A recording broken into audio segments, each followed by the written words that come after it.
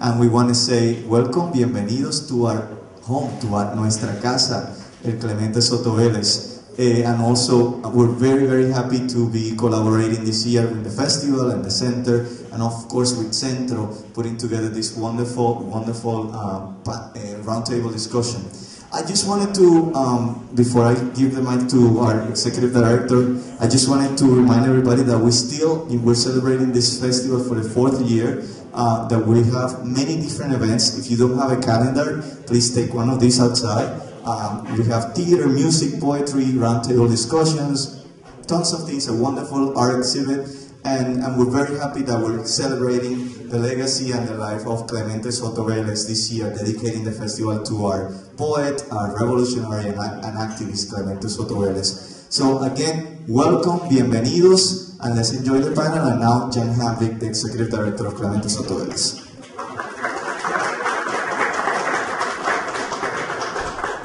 Gracias, Manuel.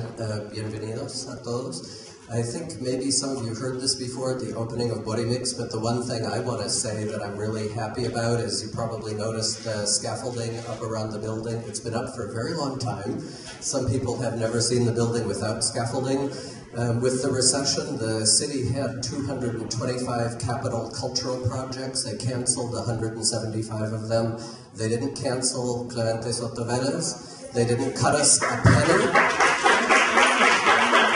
They didn't postpone us anything. They just gave us emergency money for boiler repairs for one more winter. So it's extremely good news for the Clemente Soto Vélez Cultural and Educational Center. The Lower Manhattan Development Corporation also gave us a grant to SEA. Our grant is for a master plan to make sure that we're using the space in the best possible way, and we invite the participation of the community in that survey. So please keep looking at our website, csvcenter.net, and thank you for coming. Now, Jasmine. Hi, welcome to all of you. Myself, I'm Jasmine Ramírez. I am now a research associate. Here?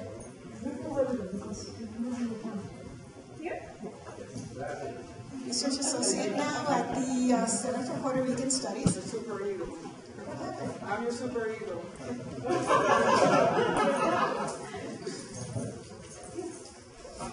Libertad Guerra, Guerra, my wonderful collaborator, many times a muse for me, and I'm just really happy that she's also part of Centro, and we together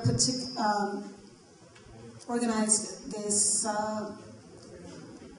conference on Loisaida.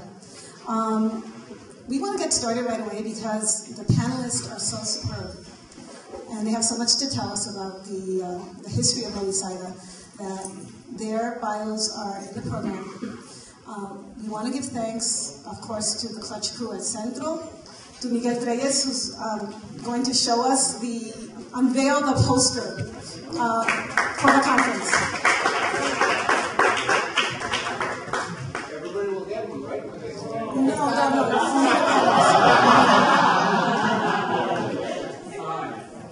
Could you put it in the light, please?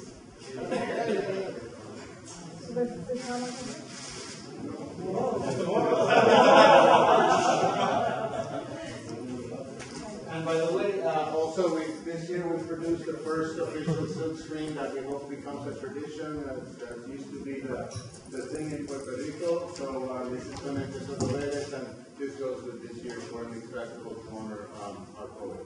And you made it. And I made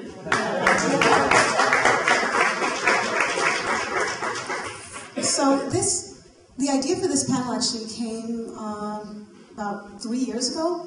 Was the downtown show? Yes, exactly 3 years ago, when we had the downtown show. I was sitting on the advisory board for it, and I got to meet some of the panelists here. And one of the issues that came up was, of course, a bit of the marginalization of the Puerto Rican community within the downtown scene. That was just a result, I think, of not enough information being there. Not necessarily discrimination, but certainly we need a lot more information about all of the cultures that make up the Lower East Side, aka Loisaida. So this is Marvin Taylor, director of the Fields Library and Special Collections at NYU, where he founded the Downtown New York Collection. Mario Ramírez, the project archivist at the Center for Puerto Rican Studies, and he's done an amazing job writing the finding aids for the Pedro Getty collection. And currently, and of course, Marlise, you're doing this now. Yeah. Okay, introduce the panel. Urayoán, besides a member of Hispanic Attack, that's on a personal note. Yeah, he's teaching at the University at Albany. He's a professor of English, and his upcoming book is The Unseen Scene: Puerto Rican Poets Downtown, 1964 to 73. So, like, right along the lines of our panel. Alfredo Irizarry, which we were able to unearth, thank God. He was an original member of Cuando, and the founder of the Quality of Life in Loisaida magazine, as well as an insider of back in the day of a lot of the people that created the tropes that we refer to today, like Bimbo Rivas and Brandon as well. So that's great. And then Gregory Sholette, who's an artist, writer, assistant professor of sculpture at Queens College. He's besides a philosopher, I guess, of dark matter issues. He's the author of Collectivism After Modernism: The Art of Social Imagination After 1945. I guess I want to leave you guys with this is a panel on archiving, and maybe I don't know if you want to say something else, but in terms of my riffing off was that archiving came to signify, we've come on this bureaucratic symbol, Kafkaesque, to then the Derridian hypertextual, opposite. So I guess for me personally, what I'm looking forward in this panel with this such eclectic crowd is to find maybe a middle road that is more lived and more concrete. We will later be joined by Carolina Gonzalez, who is a little late because she teaches at Rutgers University. She's going to be the discussant, and she always planned to be here just a little later because her class gets out at around 4:30. So, without further ado, Marvin Taylor. Well, thank you, Yasmin and Bogota, for inviting me. I guess I'm the setup man here to talk about how the Downtown Collection at NYU started and what has been a success and what has not been a success in the building of the collection there. Forgive me if you've heard this before. I'm going to give a sort of short overview of how the collection started. I started at NYU in 1993, and I inherited a collection that was English and American fiction and not much else, with about 500 linear feet of archives and no direction for where it was going, and largely unprocessed material. But it was a great collection if you were interested in the history of the English and American novel. And of course, NYU has a very strong Victorian Studies program, and they weren't even using this collection. So I was brought in to look around and see what was there, figure out what we needed at NYU in terms of a research collection that would support the research that was changing the institution at that point. And that was really culture studies, American studies, gender studies, Asian Pacific American studies, down the list of things that were not just the traditional disciplines of English history, etc. And I rode that wave with great interest. But I knew that we were sitting in the middle of one of the most creative areas of Manhattan, and going back historically all the way to 1848, when the Bohemians, meaning the Germans who were avoiding the 1848 revolution, left and came and settled in the Lower East Side, displacing some of the Irish at that point. So there's a long history going back here of one group displacing another group, displacing another group, and of both political and artistic ferment. In fact, the first building at NYU, which was called Cecil Dream Hall, was so sparsely inhabited by the institution that they rented out spaces to artists. And of course, there's a famous history of all the people who lived there and had studios in that period. So Yes, NYU is the bad, horrible organization that buys up land and puts dormitories there, but we've been on Washington Square since almost before it was Washington Square. So it's a complicated history, as everything is in NYU, or in New York. Whoops. I didn't mean that. But what I thought was that this institution has owes a debt to the community that's surrounded to collect that history. I am not someone who believes in connoisseurship in collecting. I'm just going to get this out, because this is how I've approached this. I'm not interested in materials that are rare for their fetish quality, unless you can use that to get students excited. I'm not, I'm much more interested in documenting what happened. I'm not the person to say what the most important things are. As long as I continue to bring materials in, people can constantly debate and argue about what happened in a given period. But what I try to do is collect the fossil evidence of human experience. That's how I look at it. And some of that, it's difficult. I don't have all the answers. I've never tried. What I try to do is collect as broadly as possible. Today, the downtown collection, which contains some 12,000 printed books, 600 serials, about 30,000 audio recordings, 28,000 media recordings, most of those video, in all formats, about 8,000 film elements, and somewhere around 10,000 linear feet of archival material. So if you imagine one banker's box, that's 1 linear foot. And we've built this collection largely through donation for the past 14 years. For instance, this year, we acquired 784 linear feet of material related to downtown New York from the period from 74 to roughly the present. We chose the date 1974. It's a rather arbitrary date. Clearly there had been a lot of things going on prior to that. But in 74, the loft law changed. And while people had been squatting in lofts since the early 60s downtown, they were suddenly not, there wasn't as great a threat that they'd be thrown out. They had some rights given to them by the loft law. And then it exploded. A lot more people moved into Soho and into the East Village. So we've sort of used that. It's also sort of the height of the financial crisis in New York, the end of the Vietnam War, sort of. There are a lot of, 74 is an interesting turning point. We had to have the date to sort of think about it. What we were not doing was collecting the beats or collecting the New York School. I had to slip this collection in as somehow related to literature, so it was initially called the Downtown Writers Collection. This is how I made it palatable to people who thought that we should still be collecting English and American fiction. But I always knew that the collection had to be much broader. These were artists who were not working in one medium, and sort of David Wojnarowicz in many ways is the touchstone. He was a filmmaker, an author, a painter, a sculptor, installation pieces, performance work, whatever medium he thought best suited the idea he had at that moment. And that's led us to collect a lot of very unusual things, that to actually have to come up with new archival practices.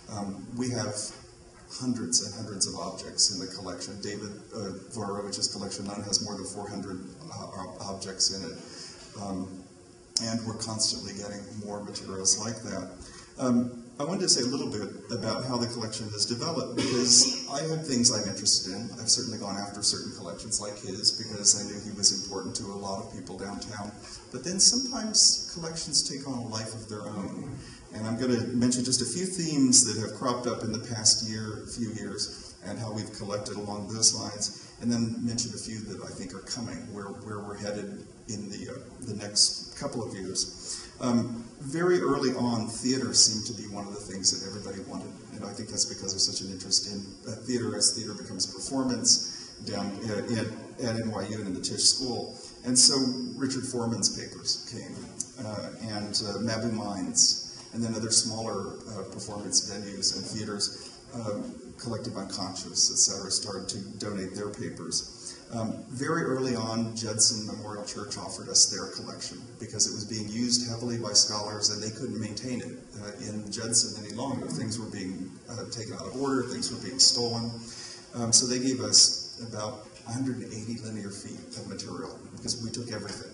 The Baptists didn't want the Judson Archive because, believe it or not, Judson is a Baptist church, and the Baptist Archives upstate New York said, So, but we did, and we took even the baptismal records going back to 1830. But mostly what people come to use, of course, is the dance material, the Judson dance material from the 60s that saw the beginnings of postmodern dance. But along with that, shortly after came Robert Alexander's papers. And if you know the book Terpsichore Sneakers by Sally Baines, Bob did all of the photographs for that. So we have some 5,000 photographs of postmodern dance. And then Yvonne Rayner donated us her Grand Union tapes, which we've now preserved. So you see they start to build these trends. We reached out after music downtown because, of course, punk was a very important part of the scene, the whole do-it-yourself aesthetic. So Richard Hell's papers are there. John Watts, who was the first person to have a Moog synthesizer in New York, was at the New School and was doing experimental music programming there from 68 to 83. So we have tapes of every performance done in experimental music at the New School in that period. And then recently, Peter Doherty's collection came, about 2,000 bootleg recordings from clubs all over the Lower East Side from 1974 to 84. Artist collectives are a special passion of mine, and we have Fashion Moda in the collection, one of the great, and I hesitate to say this, perhaps one of the few places that within the downtown scene as we've collected at NYU that actually was successful in being much more multicultural than a lot of the other places. Like, there was a great desire by most of the artists of the 70s, but not an understanding of how to go about that. But Fashion Moda certainly understood, and of course their interest in graffiti and a whole variety of other things is really great. We've been collecting really heavily in graffiti, actually, partially because I find it really fascinating and wonderful. It was great walking over, seeing some tags I didn't know. We have Creative Times Archive, Repo History, which I'm sure you're going to hear a little bit more about, group material, the Artists in Residence Gallery, which was the first women's collective gallery in New York. And recently, in fact, just a couple of days ago, Paper Tiger has agreed to donate their archive to us. So we're pretty strong in artists' collectives. We've collected in performance. Martha Wilson's given us her papers, Lenora Champagne. We have Stuart Sherman's archive. Artists like, of course, Wojnarowicz, Frank Moore, some more just straight-up artists. I was criticized really heavily for a long time because someone said to me, and I was actually really hurt by this, that, oh, that's just the collection where dead white men who die of AIDS go. And I was like, well, you know, when I started the collection in 1994, people were dying left and right. And it's hard to remember if you weren't around. Every day, you heard of someone else who passed away. And at that point, a lot of these collections would have simply disappeared if there hadn't been a place for them. And sure, it's absolutely true that we collected, and it looked like that for the first few years. And that my intention was always to be broader, but I wasn't going to let these collections become orphaned in any way. And sure enough, the AIDS decimated not just the gay men, but the whole Lower East Side. And we need to remember that as well. So it took us a long time to add a lot of women's materials because most of them were still alive. And we were getting a lot of men who had just died and their collections came to us. It was not because I didn't want to build that. And I think I was very happy when AIR came to us and wanted their collection to be at NYU instead of at a women's archive in a feminist collection. It's a slight rewriting of their history because they were a first-wave feminist archive, or a first-wave feminist gallery, but I thought it was interesting they wanted to be in a larger social context, which is what we've tried to provide in the downtown collection. We, of course, have literary materials, and that's something that I'm very interested in the literature and the changes that came about. Dennis Cooper's papers, Lynn Tillman, Gary, Indiana, you get the sort of sense of the kind of fiction that I like. In terms of areas that we're building, we've just started a Riot Girl collection, and Kathleen Hanna has given us her papers, so it's a pretty nice one to start if you're going to have a Riot Girl collection. And I've been speaking with a lot of people who were involved in the downtown music scene. This is the experimental music scene of the 70s, 80s, and also the loft jazz scene. So this is something that we need to collect if we're going to really understand what was going on, because there's a real, you know, Philip Glass felt more comfortable playing in downtown venues than uptown, because that music was really loud, and it had a lot more in common with, you know, Guitar Symphony and some of the, you know, Symphony for 100 guitars than it did necessarily for things uptown. By the way, the term downtown I didn't, of course, make up, and though one of my earliest memories is listening to Petula Clark. But in fact, Richard Kostelanetz has said that the term came to be used about the art scene based on John Cage, and it's in the late 50s, between 56, 57, that the term was started to be used because of Cage's sort of meta-musical experiments, and 4 minutes, 33 seconds, some of the aleatory things, and that was to distinguish what was going on downtown from, but basically, third-rate serialism, which was, did I say that? Which was still really popular with the Columbia and Juilliard composers of the period. There was something else going on downtown that was experimental, and that's why I've chosen that term. It's funny how it's taken on a life of its own, of course. Once you let these things out, they do. And so downtown music is something I think we're probably going to see for the next couple of years. We'll be acquiring very heavily. It's really exciting. We're there to meet the media challenge, which is what most people were worried about, is we couldn't take care of the media. But I actually have a media specialist on my staff who all he does is work with reformatting and describing media. I knew we'd have to have that because as soon as artists can get their hands on new technology, they'll use it for cross purposes. And I really like that. One show I want to do at some point is technologies of expression, and just show how people use technologies in various peculiar ways at some point. The other area we've been collecting in is public art, and we have Joyce Cromwell Schwartz's very large and extensive public art collection. And so I'm interested in what, in all forms, including what Carla McCormick is now calling uncommissioned public art, which is probably my favorite kind, and trying to document that. Of course, the problem has always been one for me of, here's the big behemoth, here is NYU. I don't want to,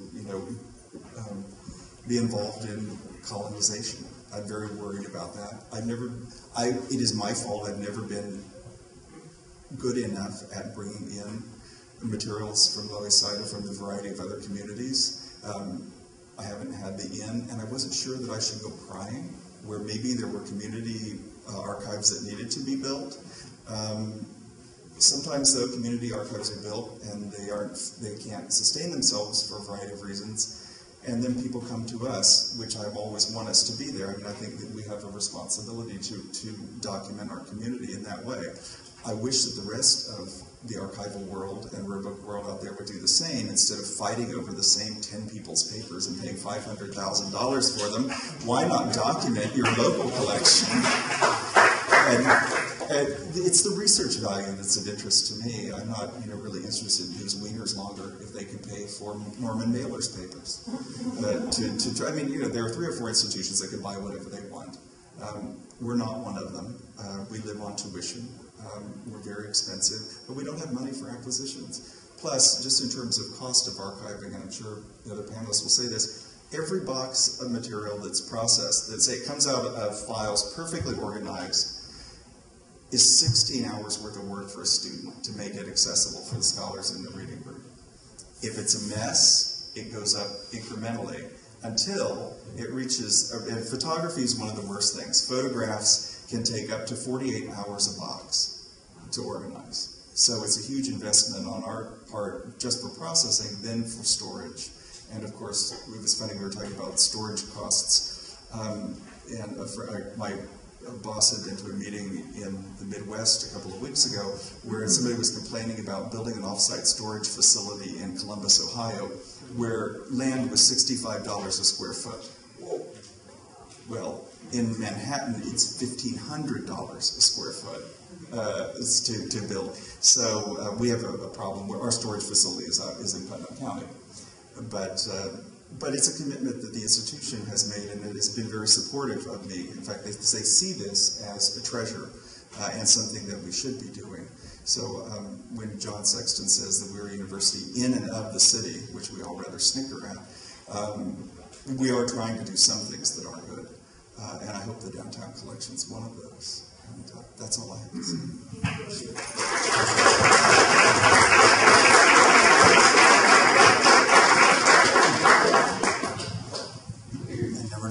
Quite how far to hold these things. It's closer? Closer? Should I hold it like this, like a beer bottle? Okay. I actually have some visuals, and so this is my presentation. Again, my name is Ramírez. I'm a project archivist at the Center for Puerto Rican Studies.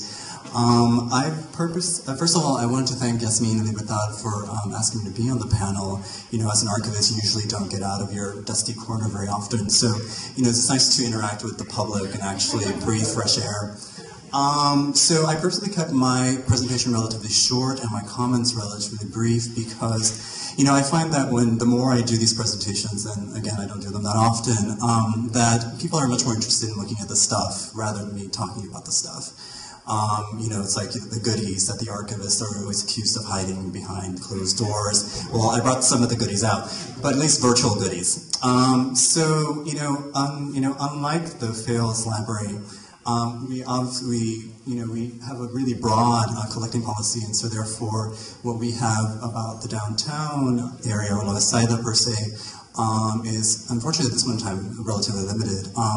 For those of you who are not, oh thank you, for those of you who are not extraordinarily familiar with the Center for Puerto Rican Studies archives of the Puerto Rican diaspora, we've been around since 1989, and most of the early collections were a byproduct of what was called the Oral History Task Force, some of their work interviewing some of the pioneros in the community, as well as, you know, just through serendipity, some of the researchers are doing, et cetera, et cetera. So, in some of those early collections were, you know, I don't know if you're familiar with the Jesus Colón collection, as well as the photograph collection of Justo Martí, who was a Cuban photographer who took photographs of the Latino community in New York City for many, many decades. So what we have on Loisaida is relatively limited, like I said, and certainly one of the earliest collections, and can you slow down a little bit on the slides, please? Thanks. One of the earliest collections we have is of a woman named Pedro Santiago, who was an organizer here in the Lower East Side, and she lived here starting in the mid-40s. And, you know, she was kind of a hellfire kind of lady, and she was apparently active a lot until 1994. So she was one of the founders of an organization called the United Organization of Suffolk Street, which we're on right now. And you know, it was a social service agency providing English language courses to people here in the local community, you know, stuff about immigration, that sort of thing. And, you know, and she participated as well in establishing some juvenile baseball leagues. She was really big on that, and she, you know, founded a number of other community organizations like the Coalition for Decent Housing, and she was involved with the New Jibaro Democratic Club, which is the next slide, please. This is actually the previous slide that you saw. I'm sorry about that. The previous slide you saw, this is Petra working behind the candy counter. She owned a candy store here in the Lower East Side. I'm not exactly what street it's on. Maybe Pedro Juan Hernandez, who's in the audience, can tell us. He's a senior archivist. So the next slide, please, is a card from the New Jibaro Democratic Club, which her son, Arturo Santiago, helped found. If you notice the lovely detail of the palm tree growing out of that has the skyline in New York City. And, you know, and I noticed when I was looking at this that the chairman was Jesus Abraham Laviera, and I don't know if Tato Laviera is related to this person. Maybe we can ask him at some point in time. Oh, really? Okay. Oh, maybe it is his father or something. Okay. Anyway, so like I said, Pedro was extraordinarily involved in community, and, you know, was involved in community board work and all sorts of things. And can you go to the next slide? I have several slides on here. This is just some children at the United Suffolk organization. You know, I guess maybe one of the teachers or assistants. I believe this is probably in the mid or to early 60s. Next slide, please. This is Pedro herself. She's the petite woman in the middle, and she's meeting with Marta Valle, who was a principal in the area local school. Next slide, please. This is, again, some child receiving some trophy. He looks very happy. In the organization of Suffolk Street. Next, please. This is some children. You know, I love this photograph because it seems almost like, you know, the junior league of the young lords. And I love it so much. It's really fantastic. Like, you know, when you're an archivist and you stumble upon this stuff, you're like, Jesus Christ, this is great. So beautiful. I'm sorry? Yeah, okay. Oh, yeah, exactly. There's that visa in the background. I forgot to point that out. Yeah. So, next slide, please.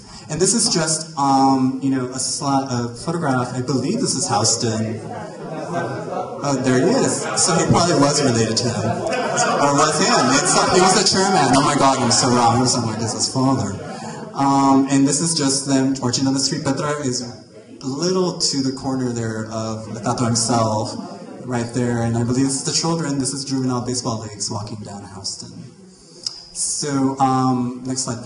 So one of the other collections, certainly the other two collections that we have that sort of touch upon life in the Lower East Side, one of them certainly does, and then more conservatively, but certainly Pedro Pietri was one of those collections that we had that certainly, he constantly gravitates towards the Lower East Side. Obviously Pietri was involved in all sorts of artistic endeavors all over Manhattan, as well as the Lower East Side, and he himself resided in Midtown in Hell's Kitchen for most of his life, but nevertheless he constantly returned to the Lower East Side. And the collection we have of his is quite extensive. It's well over 65 cubic feet, and it's really wonderfully insane. I mean, there was a lot of unpublished poetry, a lot of manuscripts, plays. Unbeknownst to a lot of people, it seems he was quite a playwright, and had quite a few of his plays performed, including, I think, The Masses or Asses, which was a production of the, what was it, I'm blanking around, Medium Golden Puerto Rican Traveling Theater, was directed by Jose Ferrer. So therefore, Pietri, was active all over New York City, but definitely, he constantly came back to the Lower East Side. He was, of course, involved in a lot of the early happenings with the New Rican, and certainly, although his contact with them lessened over the years, he was certainly active in the New Rican village when they were in the Lower East Side. So this is just I included some of this, most of the stuff I included in the slides were things that either demonstrated collaborations between Pietri and other people, or somehow demonstrated Puerto Ricans as well as non-Puerto Ricans and other non-Latinos actively involved in activities, but also things that demonstrated stuff that was happening in the Lower East Side, organizations on the Lower East Side. So this is a large flyer for Film Charas, film screenings at Charas. If you notice towards the top, Bimbo Rivas was a speaker on one of the panels. And my favorite, of course, is this Musketeers of Pig Alley and Chump Change. There's also a fish fry happening around that time, and I thought it would be really, really, really fun to go. Next slide, please. This is just a flyer from ABC Noria, which was located down the street for a really long time. In fact, a couple of years ago, they were looking for an archivist, and I hope they found one, because they certainly need to organize their stuff. Their library was a mess. And this is just, demonstrative of some of the stuff that was happening, and really, get his own attention to what was happening down here in the downtown area, and his work with other poets and what have you. Next slide, please. This is just a flyer from the poetry project at St. Mark's Church, which I thought was kind of nice and apocalyptic and demonstrative of the 80s. Next slide, please. This is a postcard. Maria Dominguez, in fact, is on this postcard for a show at Gallery 128 on Rivington, here in Rivington. And if you see, Maria is right towards the bottom over there, and there's Marvin. And obviously there's Latino as well as non-Latino artists at this exhibition. Next slide, please. This is, I thought this would be a crowd pleaser. This is an evening of macho poetry at New Rican Village when it was on Avenue A. Of course, as many of you know, New Rican Village moved many times. It ended up at 125th Street also, but this is when it was residing down here. Now, if you notice towards the end, this is from 1977, this is ladies wear dresses. Not the men, of course. Well, maybe some of them. Next slide, please. This is a reading with Amiri Baraka, Allen Ginsberg, and Pedro Pietri at the Public Theater. That was for the Rising Tide and People's Defense Committee, President Fight Against Right Now. If someone was there, I wish they could tell me what that was, because I'm not quite sure. It's obviously some sort of lefty activity, but I'm not sure who was benefiting. Next slide, please. And this is a poetry reading that Pietri was involved with a number of different people. I thought it was, I love this flyer because it was designed by Mark Kastabi. If anybody remembers Mark Kastabi, he was really big in the 80s for some reason. Anyways, so I just thought it was really fun. It has Reaganism, apartheid is very much of its time, and being a Gen Xer, of course, I remember all of these sorts of things. Next slide, please. This is just, a reading with Jeff Wright and Pedro Pietri and this Eleanor Nowen at Charas. I know people's heads are sort of blocking the bottom, but it says at Charas when it was on East 10th Street. Next slide, please. This is another Rican village poetry. This is an evening with Brenda Feliciano and Pedro Pietri, if you remember Brenda Feliciano, and I assume some additional poets. This was at the New Rican again when it was on Avenue A. And he worked quite a bit with Brenda Feliciano, as I'm sure many of you know. Next slide, please. This is really hard to see here, but this is a poster actually for a annual New Year's benefit for the Poetry Project. If you can pick up Pietri's name in this, I'll give you a prize. I'll pick a copy of this for you because right now it's kind of fuzzy, and also they're quite hidden. But it's short. Very good. So if you see, it's a number of different people. These readings would go on all night, and so they usually had many different poets reading at them. Mary Baraka, of course, Pietri, Piñero, all sorts of people. So, next slide, please. This is another poster. I just couldn't get enough of them. Of the Poetry Project for 1996, I believe. The previous one was for '84. This also, unfortunately, I would give a prize for picking up Pietri's name, but I think it's all the way at the top and it's all blurred. But again, this is a number of different poets, and really it's demonstrative of how active Pietri was in the so-called downtown scene, poetry, and the extent to which he contributed to poetry in the area, and how he was a seminal figure, in the area as well, so he wasn't just sort of an island unto himself. Next slide, please. This is actually, I cheated. There is a picture of poets in the bars in the Pietri collection, but Pedro Pietri was not in it, so I stole Marlise's photograph. Yeah, no, the one in the Pedro Pietri collection doesn't have him in it, so I stole yours. So as you can see, this is all the luminaries. It has Piri Thomas, Amiri Baraka with his wife Amina, Ginsberg, Pietri, Taylor Mead, Algarin, Nancy Mercado. It has all sorts of folks, and it's really fun. Yeah, it's Bob Holman, by the way. I forgot to mention Bob Holman. The Poets in the Bars was this great project. It was towards the 80s. I forgot right now. I'm sorry. Forgive me. I can't get the date correctly. And they just, did poetry at various different bars and taverns all over the city, actually, in the Lower East Side, Bronx, Brooklyn, Manhattan. Just in order to disseminate poetry to different audiences. And it was funded by Creative Time, which any of you know Creative Time, I think Marvin mentioned that their records are at Fails, and they're really fantastic. I love their stuff. Yeah, I think that's all I have to say about this. Oh, and I should point out that Bob Holman, of course, although as many of you know, he had a falling out with Pietri towards the end of his life, that Bob Holman worked extensively with Pedro Pietri, and his audio-video poetry collection is at the Fails Library. Plug. Yeah, that is Peter Thomas. Next slide, please. This is actually a series of readings that he organized with Bob Holman, called the Double Talk Show, or at times called the Double Talk Show. And this one was held at the gas station, which is unfortunately now defunct. It was here in the Lower East Side up until a few years ago. Next slide, please. Next slide, please. Thank you.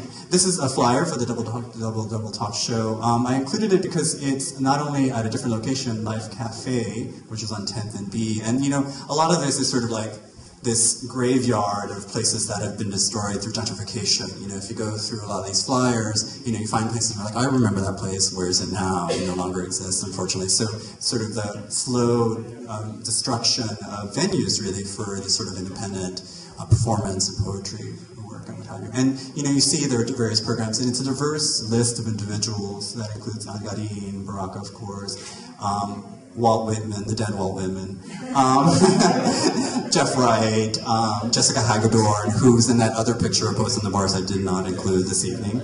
And she's really fabulous. Lois Elaine Griffith, Emily Dickinson. She was being channeled with a Ouija board. It's really experimental. And next slide. And this is the last slide of the Pietro collection I've included. And, you know, he performed quite extensively in all sorts of venues. He had his plays, like I said before, but his plays were performed in various places here in the Lower East Side. And this was performed at Cafe La Mama, which, of course, also does not exist anymore, right? And it was on East 4th Street. And, you know, I don't know if you know his playwriting, but it's really, really crazy and absurdist, and I really welcome you all to come by and read it, because, but I hope you don't mind reading bad words, because they can be quite explicit, as you all know. So, and then that's the last of the Pietro collection, and then the other collection that we have, of course, is by Marvin Taylor, who's in the audience this evening. Clap, clap, clap, Marvin member.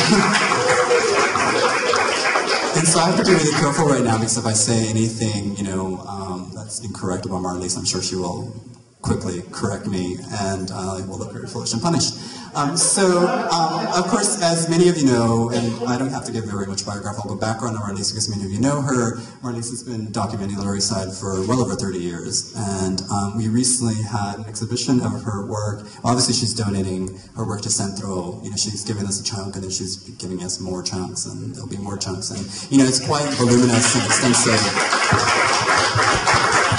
and really quite amazing. It's really amazing. We curated an exhibition with her that was part of this Barrio series that we're working on earlier this year, and I remember going to her studio last August with Urayoán Noel, as a senior archivist, and you know, both of us were just like in tears, and just like, you know, it was fabulous. And the great thing about looking at them with Marlise is that she gives you the backstory, and that is the best part for an archivist, you know, because more than anything, we just love listening to people talk about what they did and what they do and how they got there and who's that in that photograph and what's their story. And so I could have just spent hours listening to her because it was really, really fabulous and at times extraordinarily touching and poignant.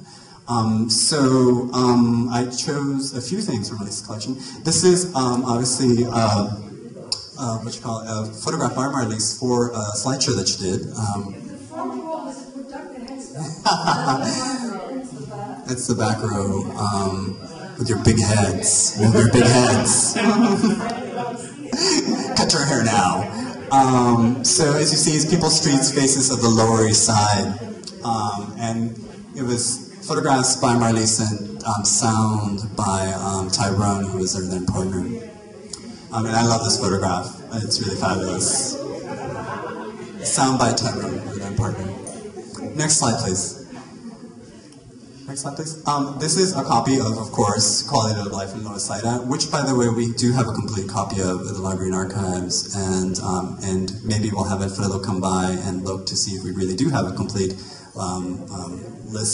set of them, because then maybe he can loan us some of them for digitizing, or maybe we can get him to donate them. In any case, but this is a photograph by Marlise in front of Maria Dominguez's mural, by the way, who is also in the audience with us this evening.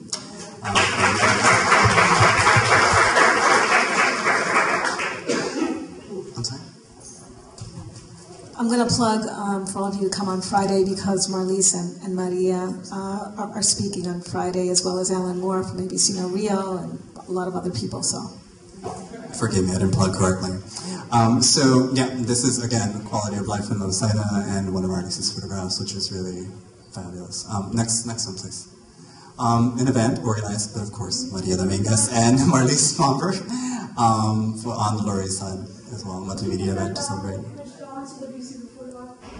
And that is Maria Dominguez right there. She's right there. Walking on a sculpture, and crossing down the sea, and that little boy in Whoa. is my son, who's now 30 years old. And a couple of others had family portraits, but only between me and Maria.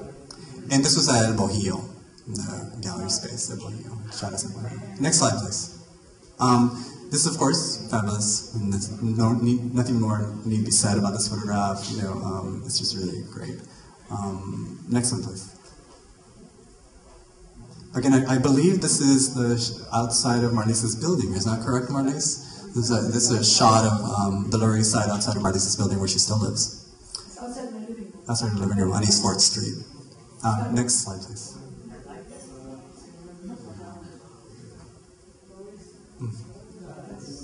Next, please. You know, I love this one, and beyond sort of the human element of the little girl is that the signs on the side are really beautiful. Hay cocos de agua, you know, yautía, and the handwritten sign, hay bacalao. You know, it's really just fabulous. You know, I keep saying that over and over again, but it's really great. The batata. Next slide, please. Of course, we all know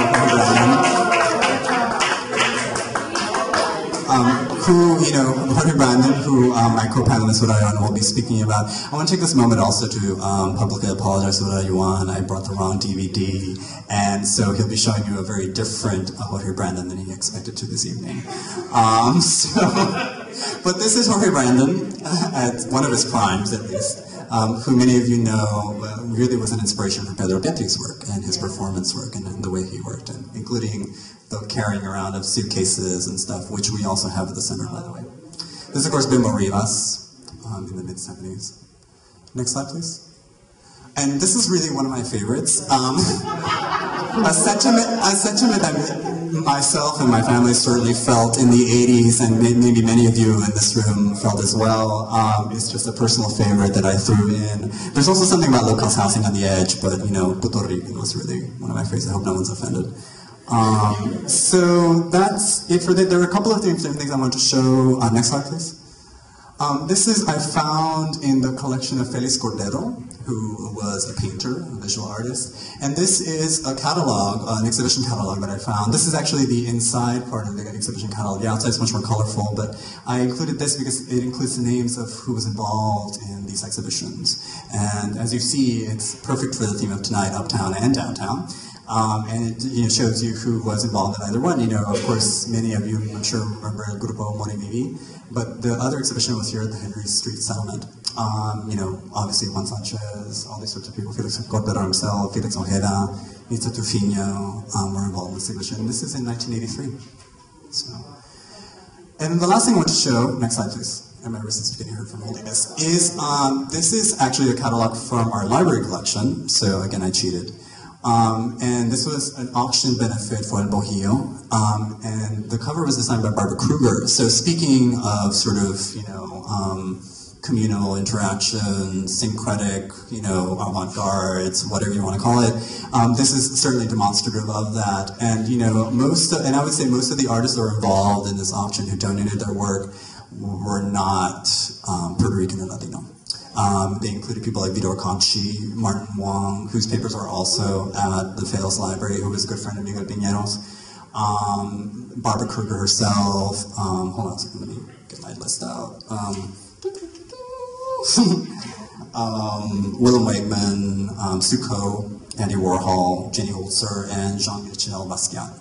So, you know, obviously, you know, it shows that there were a lot of folks involved in trying to maintain culture here in the Lower East Side, and it wasn't just a Puerto Rican thing. There was a lot of people involved. And look at the zip code. 10,009. That's exactly what it was. It was not 1,000. Well, there you go. So that's it. I think that's it for me. You know, it's like I think, you know, the Libertad and Yasmin, thank you. I'm sorry. You know, I knew that was gonna happen. I knew that was gonna happen.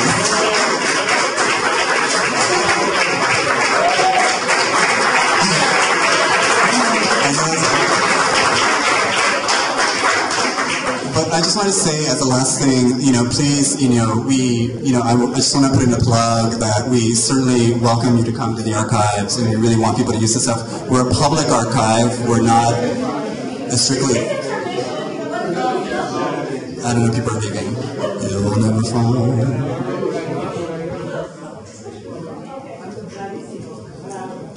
No.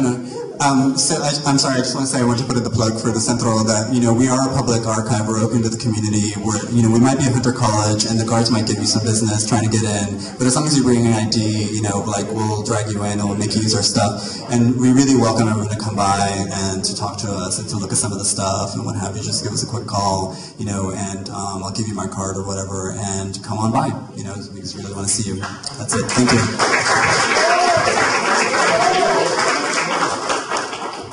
Wow, well, tough act to follow, right? After all that beautiful stuff. Well, I'm the poet dude here, the lit crit guy, right? So it's pretty humbling being the lit crit person, right? In this environment, but I feel very at home because I'm got my PhD at NYU. So I spent many hours at Fails, right? And of course, Mario and everybody at the Centro have been my lifesavers, right? In researching New Rican poets, especially Pietri. So I feel like torn between two lovers. That's the cliche, all right? So as I think Mario mentioned, as Mario so kindly mentioned, there was a kind of archival mix-up, but I'm going to work around that here. I'm going to start off giving you some context in my own research on New Rican poetry. Basically, where we are with the field, a lot of the kind of the early work on New Rican poetry was sociological in nature. So exploring where these poets came from, the kind of the social forces, right, that fueled this creative explosion, right, in the 1970s. So I'm trying now, with a kind of 21st century perspective, right, ask questions about aesthetics, about audience, about response, right, about the performer-audience relationship, right, all informed by my own experience as a poet, and looking especially at a performance archive and trying to get a performance archive together. So how did this poetry that was so strongly performance-identified, right, exist off the page in these multiple formats, right? To give you a context of why it shows 64 to 74 or so, it's kind of the pre-New Rican Poets Cafe era, right? What happens about 74, 75 is, of course, Algarín puts the cafe together about 73, but really it booms, right, after the publication of the New Rican Poetry Anthology in 75. That's around the same time that, your New Rican History, Piñero wins the Obie and everything else for Short Eyes, right? And there's this media blitz, right? And it sheds an increasing media light on the cafe, right? Always within this kind of cult East Village space. And then of course Algarín also was just a genius, right, at bringing the energy back, right, to his own space. And of course, as you know how this works, I know my colleagues will agree, right? We tell the story based kind of on who survived, right? So the ABC Rios and the New Ricans, right, become more important because they're still around, right? So what I basically want to consider is not only did Algarín found the cafe, right? He officialized the term, right? So a number of terms that have been used throughout the 1960s, Neo-Rican, right, and various other terms. But with the cafe, in a way, right, the entire movement becomes a metonymy, right, of what Algarín is doing at the cafe at that era. So I want to focus on what I'm calling the unseen scene, right, which was this loose agglomeration of Puerto Rican poets active both during their own projects and active within non-Puerto Rican poetry groups in the 1960s. It'll be a second. I need a little context here. So I'm just going to mention a couple of poets. I won't go into their work, but one actually who this chapbook by Victor Hernández Cruz called Papo Got His Gun. It's available at Fails, actually, so it's glad to consult it there. One of the few New Rican things I might say at Fails, and that's my jab for the evening. I think what you see kind of in this era, I mentioned Papo Got His Gun by Cruz, and also Frank Lima's Inventory, right? Now what's interesting about Cruz and Lima is they first came onto the scene through other poetry movements. Lima, through his involvement with the New York School of Poets, he studied with Frank O'Hara and Kenneth Koch. And in the case of Cruz, through the Umbra poets, I think actually, David, are you still in the house? David Henderson? Yeah, David Henderson, one of the founding Umbra poets, is in the house, so I just want to give him a shout out there.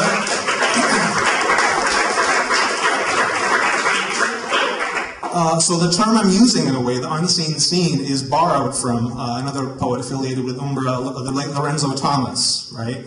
And the late Lorenzo Thomas, riffing off, right, the other meaning of Umbra, right, calls it the shadow world, right, describing this world of diasporic performance artists on the Lower East Side in the 60s and 70s, right? And he actually mentions Brando as one of those people, right? The Umbra poets, right? Later the black arts poets who hung out downtown, which is not the majority of them, we're certainly aware of, right? And so I've been, if you give you an example, right, of the kind of cross-pollination between black and Puerto Rican poets that was taking place in the 60s, and Victor Hernández Cruz would actually edit an issue of the Umbra Journal in the late 60s, and I'm sure in the Q&A David could help us out with something.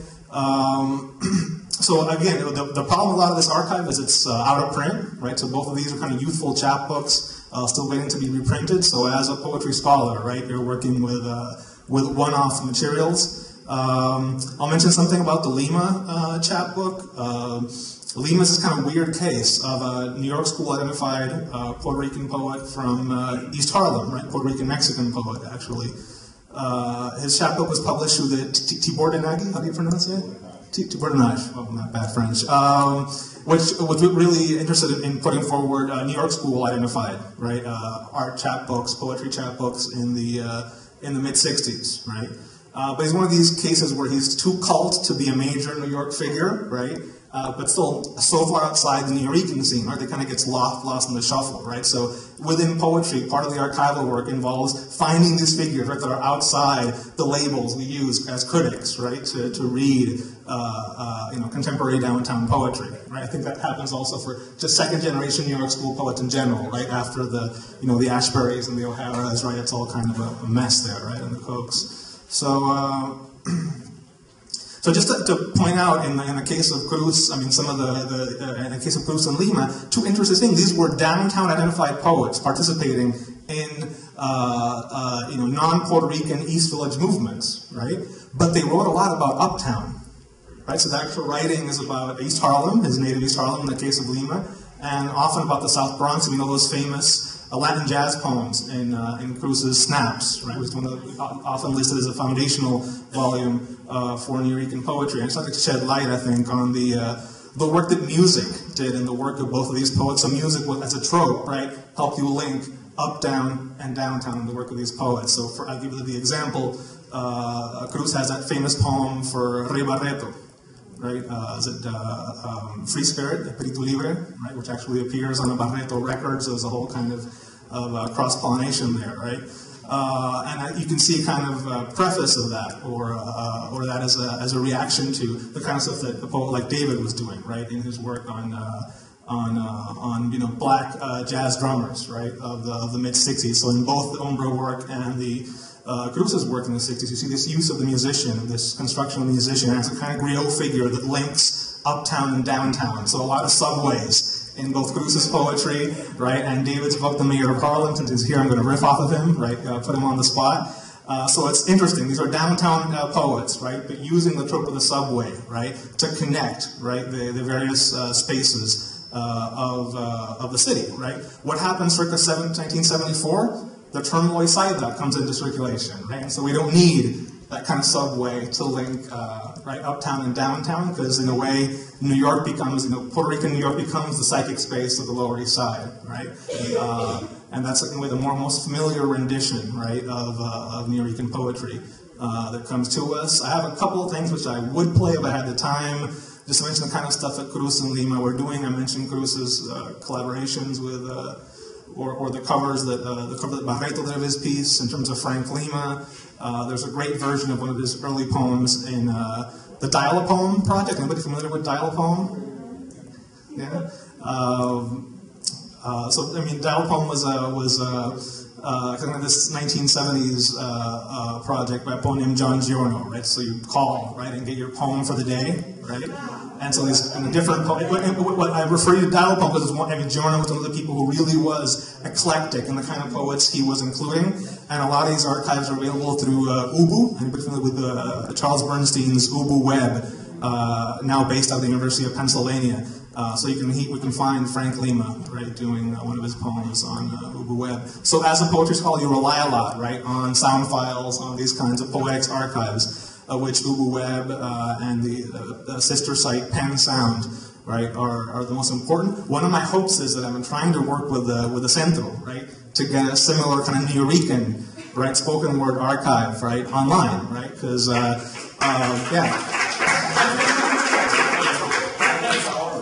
I mean, I think Mario showed you just the beautiful, kind of eccentric, right, a multifaceted quality of the kind of work that Pietri was doing around this time, and there's a lot of performance work there too, right? But it's just non-circulating, right? So in an era when spoken word circulates globally, it would be great, right, to give people like Pietri, who had these wide-ranging performance commitments, a chance to shine, right, and for the work to circulate in all those ways.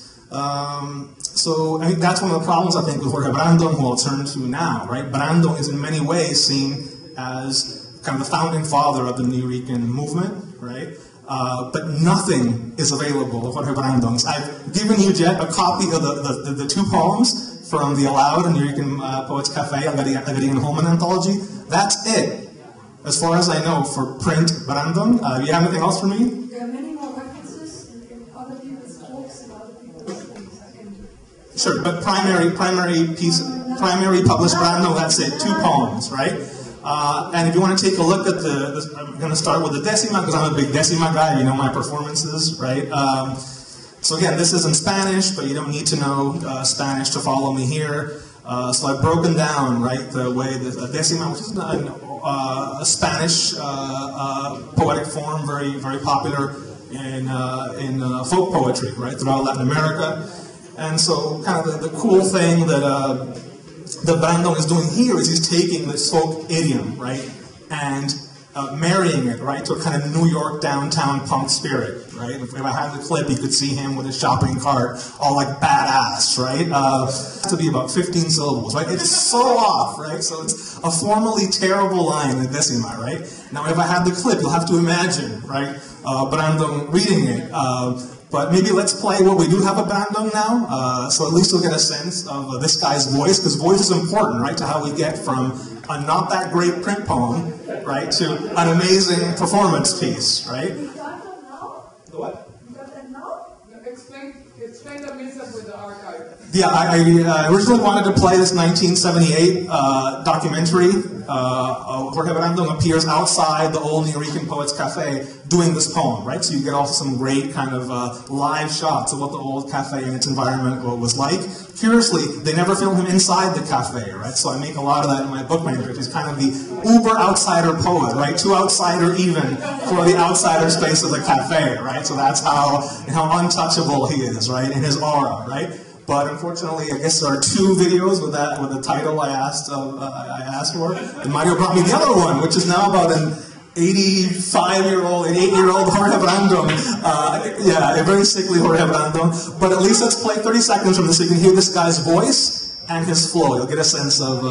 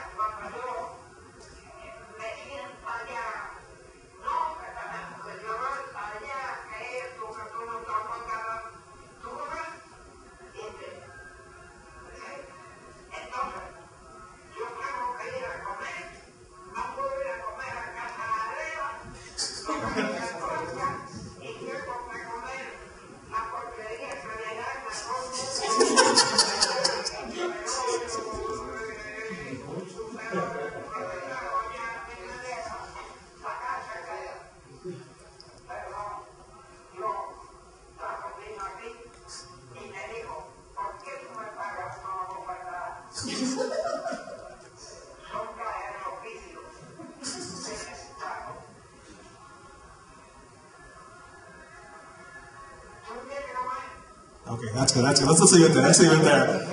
So that's El Maestro Jorge Brandon. So a couple of things, right? That raspy in your face delivery, right? So in a way that makes up, right, for a lot of the kind of formal weakness of the poem, and also that flow. You notice again towards the end he trails off a bit, but he can do like 30 seconds, right, with not a single pause for breath. Right? And the flow on the performance piece is impressive. He can do a 15-syllable line, right? And make it work within the rigid structure of the Decima because he has the breath for it as a poet, right? So flow, right, that all too arcane, right, and mysterious category for evaluating spoken word poets is something that can be seen in the performance clip, but you can't get a sense of, right, on the print version. So this is all we have of Brandon, and I must say it's not... You have it? Okay, so I just amped up my research here. I'm sorry, I also wanted to add that I have footage of him in the New Rican Poets Cafe. Oh, cool. Okay, there you go. So therefore you have something that neither the Centro, if the Centro doesn't have it, nobody else does, right? But so these are some of the issues, right? I think you could say, right, and it's said in the Algarín anthology, right? this is really a founding figure, right, for everybody that came after. Pietri, La Viera, Algarin, all devote poems to Brandon, right? He was that important that he gets memorialized in a number of poems. I'm actually going to give you kind of now some poetic riffs from my manuscript on Brandon and the role of the body in performance poetry, right? And I'll just leave you with that. For Jorge Brando, the articulation of diaspora is predicated on the body, the humorous and as much as indigestible performing body, as it underscore the fact that there is no Reader's Digest for performance poets, right? So born in Puerto Rico, his date is variously listed as 1902 and 1910, so even those details aren't 100% clear. He's described in the biographical note in this Aloud anthology that I gave you there as the father of New Rican poetry and as, quote, the veteran street poet, muttering to himself the poems that everyone else will write, right? His performance testifies to New Rican poetry's life off the page and there is a link between the oral folk popular poetry traditions of Island Declamación and the diaspora and spoken word of the 60s and 70s. And also I add the kind of punk spirit to it, right? So it's a way of linking, right, the traditional, right, and kind of the hyper-modern, which will be such an important part of the New Rican aesthetic. Clearly not conceived for the page, right? A poem like After Carolina, dedicated to Roberto Clemente, right? With free form, right, in its use of the strict decima format, right? And also kind of some archaic language in the other piece, the Masacre de Ponce, about an important event in Puerto Rican history, but deployed or described in these very 19th century metaphors, right? So you get very romantic conceits like El sol lloró claridades, the sun cried clarities, right? It doesn't make a lot of sense, and it's not the most modern of languages, right? But the performance is totally modern, right? So again, there's a way in which the print archive is insufficient, right? In doing this kind of critical work, that's why I'm hurrying the troops, right, to see if we can get some, some performance Brandon out there, right? So this performance persona he had, El Coco que habla, right, the talking coconut, right, his body pacing, his delivery pinched and nasal. You can see that in the Parreño documentary I would have played for you, right? He wandered the streets of Loisaida with a shopping cart full of props, and eventually becoming a neighborhood fixture, right? So it's a method that's at once funny and feisty, buoyed by confrontational humor. Confrontation is an important, right, critical term to reading the performance, right? And in this sense, you could read a term like Coco que habla, colloquially, right? Coco now used colloquially to mean the head, right? So maybe a talking head also, right? In that sense, right? Who broadcasts kind of the New York Puerto Rican experience, right? Through these kinds of deployment of topical political concerns, right? And talking head also kind of suggests a disembodied quality, right, of diaspora, right? There's a recent theory in diaspora studies, which is all very academic.